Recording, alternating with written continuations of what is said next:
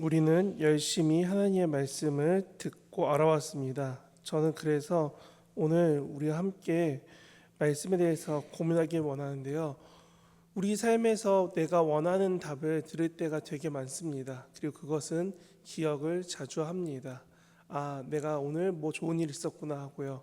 하지만 참 신기한 거는 사람들이 더 싫은 일은 잘 기억합니다. 내가 평상시에 잘 가던 길에서 갑자기 넘어지면은 그런 얘기를 하죠. 오늘 왠지 하나님이 나와 함께 하지 않는 건가 봐 라고 하기도 하지만 조금 세상 표현 그대로 말하면 이러잖아요. 오늘 재수없게 오늘 왜 넘어지고 그래. 내가 하던 일에서 내가 좋지 못한 것은 잘 기억합니다. 그리고 또한 좋지 못한 이야기들은 잘 받아들이기 싫어할 때가 있습니다. 왜냐하면 내가 사랑하는 내 가족이 아프다던가, 아니면 내가 지원했던 어딘가에서 떨어졌다던가, 아니면 내가 학교를 준비하고 있었는데 지금 수험생들이 준비하고 있는 친구들이 바라는 것처럼 내가 수시를 넣었는데 학교에 떨어졌대라는 이런 좋지 않은 소식들을 듣게 됐을 때 우리는 보통은 그 답을 듣기를 싫어하고 도망가고 싶어하고 피하고 싶어 합니다. 그게 우리의 모습이지요. 하지만 오늘 제가 말씀을 읽으면서 이 말씀을 전하는 이유는 우리 삶에서 생각보다 꽤 많이 이 십자가에 대해서 그렇게 생각하지 않는다는 겁니다. 이 나무 십자가는 우리가 생각할 때 교회에 많이 있으니까, 그리고 오늘 교회 오시면서 보셨겠지만 교회의 첩탑 위에 다 십자가 불이 들어와 있으니까 십자가는 교회의 상징이구나. 하지만 오늘 본문은 정확하게 말하고 있습니다. 그리스도께서 우리를 위하여 저주를 받은 바 되사, 저주를 받았다는 거예요. 왜 저주를 받았느냐? 율법에서 말하는 나무 십자가에서 죽었기 때문입니다. 그리고 이유는 유대인들이 싫어하고 욕하고 손가락질하는 것이며, 또한 당시의 유대인이 아닌 헬라인들한테는 엄청 수치스러운 일입니다. 왜냐하면 십자가에 죽었다는 것은 내가 옆에 있는 사람한테 말 못할 만큼 부끄러운 일인 거예요. 십자가에 누가 죽었다는 것은 그 사람 이야기를 하는 것만으로, 아니 그 사람 바라보는 것만으로, 그 사람의 편이 되어주는 것만으로 사회에서 손가락질 받고 욕먹기 딱 좋은 게 당시의 십자가형이었습니다. 그러다 보니 우리는 이 십자가에 대해서 너무나 쉽게 받아들이는 오늘 현실과 이 갈라디아서 상황이 어떻게 보면 맞지 않는 자리인 것 같습니다. 예수님은 당대에 정말 사람들이 하기 싫어하는 그 십자가 위에서 죽으셨습니다. 손가락질 당하고 욕먹고 책짓질 당하고 가족들에게까지도 동족들에게까지도 버림받고 죽으셨습니다. 그런데 그 이야기가 우리가 그리스도 예수 안에 있는 하나님이 우리를 구원하신다라는 아브라함의 복된 이야기가 우리가 이 예수를 믿을 때 주변에 흘러가게 한다는 게 오늘 본문의 매우 중요한 부분입니다. 사실 우리나라로만 봐도 그렇습니다. 초기에 우리나라 옛날에 그때 교회를 다닌다고 하면은 예수 귀신에 씌였다고 하면은 다들 집에 손가락질하고 집 나가라 그러고, 그러다가 집안에서 장로가 생긴다고 하면은 너는 왜 우리 집안에 다 풍비박산 만들려고 하냐고, 너 빨리 떠나라고 욕먹던 그런 옛날 이야기를 교회에서 들을 때마다 참 신기했습니다.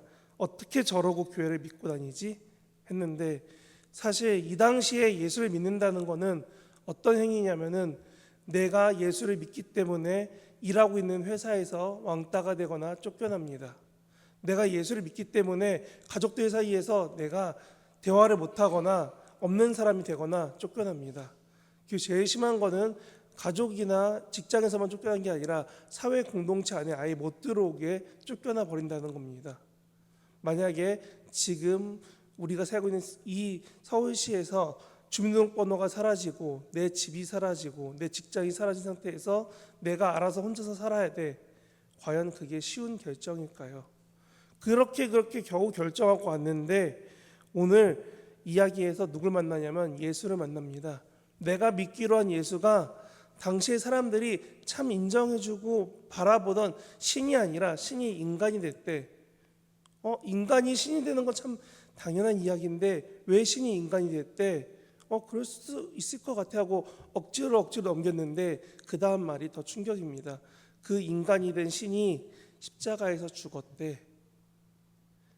우리가 말하는 십자가가 아니라 그들이 생각하는 십자가는 제가 말씀드린 것 이상으로 처절하게 욕먹고 힘들고 어려운 그 자리입니다. 우리가 요 근래 언제 느꼈냐면은 코로나가 막 시작했을 때 누군가 코로나에 걸렸다가 돌아왔습니다. 그러면 사람들이 다 이상한 눈을 바라보죠. 저 사람 때문에 내가 또 코로나 옮을 것 같대. 저리 가. 말은 하지 않지만 눈빛이나 손짓 가운데 괜히 그런 게 느껴지기 쉽습니다. 그런데 그런 거에 몇십 배 이상으로 가족과 친척과 모든 사람이 하기 싫어하는 그 자리가 십자가에 죽는 사람입니다. 근데 그 자리를 누가 죽었느냐? 예수님이 신이 인간이 돼서 우리 곁에 오셔서 죽으셨습니다. 그리고 지금 헬라파 사람들에게 말합니다. 너희가 믿어야 돼. 바로 그 예수가 사실은 십자가에 죽은 사람이야. 니네가 다 거절하고 다 욕하고 다 미워하는 그 십자가에서 죽은 사람이 너희가 믿는 예수야 라고 말합니다. 드라마도 아니고 세상에서 말하는 말도 안 되는 상황을 도대체 헬라인들은 들었습니다. 또한 유대인들은 민수기부터 열심히 들어왔던 그 말, 나무 위에 달린 시체는 그날 밤까지 걸어두지 말고 내려놔야 돼. 왜냐하면 하루 종일 거기에 있으면은 나무에서 죽었기 때문에 저주받은 존재가 될 수밖에 없다라는 겁니다. 그게 민수기가 말하는 율법인데 예수님이 그냥 십자가가 아니라 나무 십자가에 죽으셨어요. 그러니까 유대인이나 헬라인이나 이 본문을 읽을 때마다 너무나 많이 힘들어집니다. 유대인들은 욕먹고 저주받는 저 자리에서 왜 우리가 믿어야 될 예수가 죽었을까? 헬라인들은 손가락질하고 다 피해받고 고생해서 왔는데 왜 우리가 믿는 신은 왜 저렇게 나약하고 연약하고 힘이 없고 손가락질 당해야 돼? 라고 말하는 그 사람들의 삶이 있는 겁니다. 저는 이 본문을 읽을 때마다 이집트에 있는 교회 이야기가 생각납니다. 모든 교회는 아니지만 이집트의 정교회라는 그 교회 모임에 갔을 때 한 공동체는 이집트가 이슬람 사회다 보니까 그리고 또 강경한 이슬람 사회다 보니까 신앙을 어릴 때부터 정하라고 시킵니다. 그래서 어떻게 하냐면 내 신앙을 자녀한테 주고 싶은데 이슬람이 아니면 교육을 안 시켰다고 합니다. 지금은 바뀐 이야기지만 예전에 이슬람이 아니면 교육을 안 시키니까 부모들이 어떻게 하냐면 우리 옆에 있는 난지도처럼 쓰레기 매립되는 그 공간에 가서 쓰레기를 분리수거합니다. 평생 공부 못하고 돈도 못 만지고 정말 냄새나고 힘든 그 자리에서 그걸 추스리고 있습니다. 그러면서 자녀한테 이야기하죠. 여기서 번 돈으로 헌금해야 되고 너도 당연히 기독교인이 돼야 돼. 너도 당연히 예수를 믿어야 돼 라고 말하면서 아이한테 그것을 물려줍니다. 신앙 때문에 직업과 사회에서의 모든 복지와 보편적인 우리가 생각하는 인권을 다 포기하고 신앙 때문에 지켜가던 사람들이 있었습니다. 지금도 우리 저 건너에 저 북한 쪽이라던가 아니면은 강경 이슬람이 있는 쪽이라던가 아니면 강경 유대교가 있는 쪽이라던가 여러 가지로 실제로 신앙을 지키기 어려워하는 사람들도 있습니다. 그 사람들은 예수 믿는 것만으로 죽을 각오 하고 믿고 있습니다. 그런데 오늘 헬라인들이 그렇게 예수 믿는 것만으로 사회에서 단절될 생각하고 왔는데 예수는 힘이 없고 연약한 그 존재라고 말합니다. 그리고 또한 우리가 성경에서 읽어봤지만 예수님을 이렇게 표현하죠. 죽임 당하신 어린 양이라고요. 그냥 양이 아니라 자기가 살고 싶은 게 아니라 누군가에게 죽임을 당했습니다. 근데 그것도 힘이 없고 능력이 없는 어린 양이라는 겁니다. 지금 아이들이 볼 때 양은 귀엽고 캐릭터화되어 있고 무언가 손 내밀 만한 좋은 모습이지만 당대의 어린 양은 착취당하고 능력 없고 힘없는 그저 제사 때 쓰이거나 사람들이 키우기만 하는 가축 수준밖에 안 됩니다. 그 양이 너희가 믿는 예수야 라고 말합니다.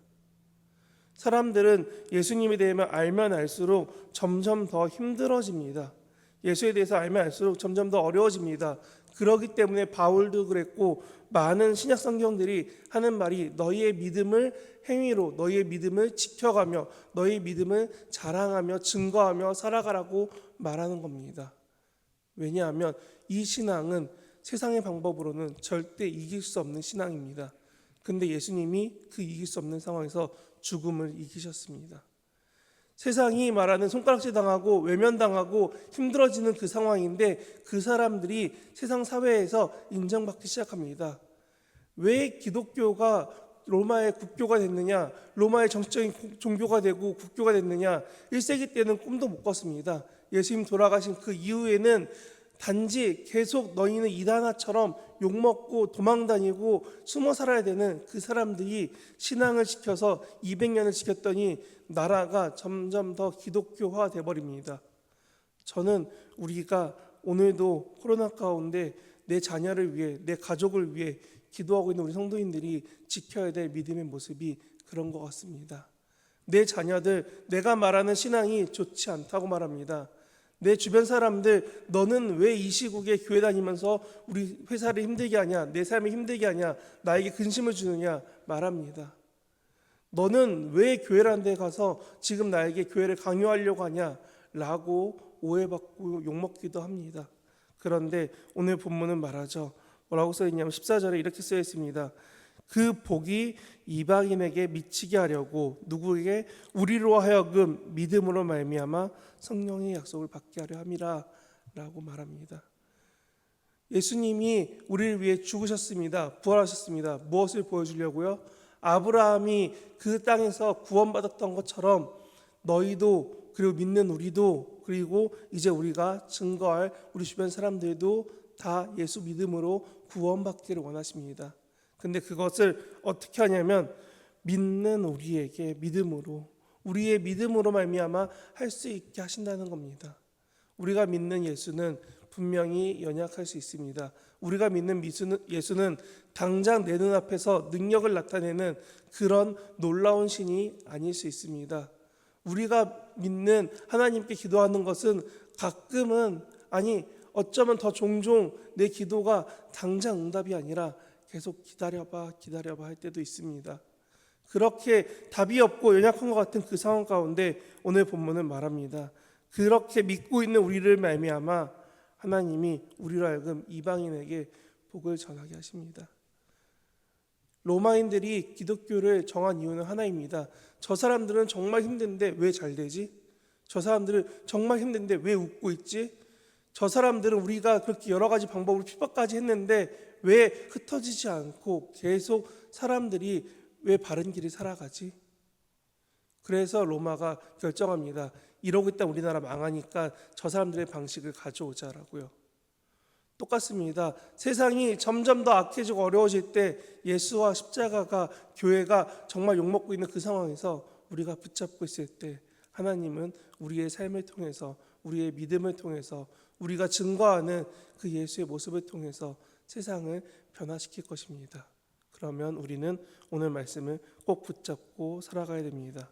우리가 믿음으로 하나님을 바라보시기 바랍니다. 오늘도 그렇게 하나님 바라보며 기도하며 나아갈 수 있는 저와 여러분 되시길 진심으로 바랍니다. 기도하겠습니다.